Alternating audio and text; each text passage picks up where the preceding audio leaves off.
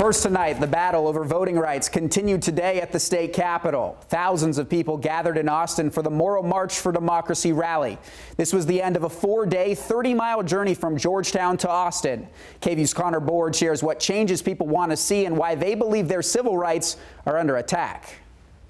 Which side are you on, my people? Which side are you on? The people's side. A march for voting rights in Texas, mirroring the famous Selma to Montgomery march in Alabama. The march that led Lucy Baines Johnson's dad, President Lyndon B. Johnson, to sign the Voting Rights Act of 1965. Without you, the people, we never could have achieved them.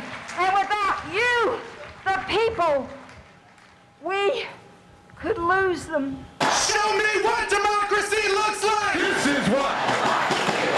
Organizers of the rally, including former Congressman Beto O'Rourke, believe recent legislation being supported by Texas Republican lawmakers is a threat to voting rights. Our voter ID law says you can use your license to carry a firearm to prove who you are at the polling place, but you cannot use your student ID from the University of Texas at Austin to prove who you are at the polling place. Senate Bill 1 and House Bill 3 would ban drive-through voting and 24-hour voting, among other things. A Harris County election worker says these resources allowed flexibility and better access for voters during this past election. They tried to invalidate all 130,000 votes, but we fought them in the courts and we won. But Republican State Senator Brian Hughes, who actually wrote Senate Bill 1, says the bill consists of common sense election reforms. He was at a counter rally just outside the Capitol today. Once they look at what's in the bill, they realize these are common sense reforms, easy to vote, hard to cheat. When the Democrats do come back in the House, we'll have a good debate and we'll pass this bill because it protects the votes of every Texan.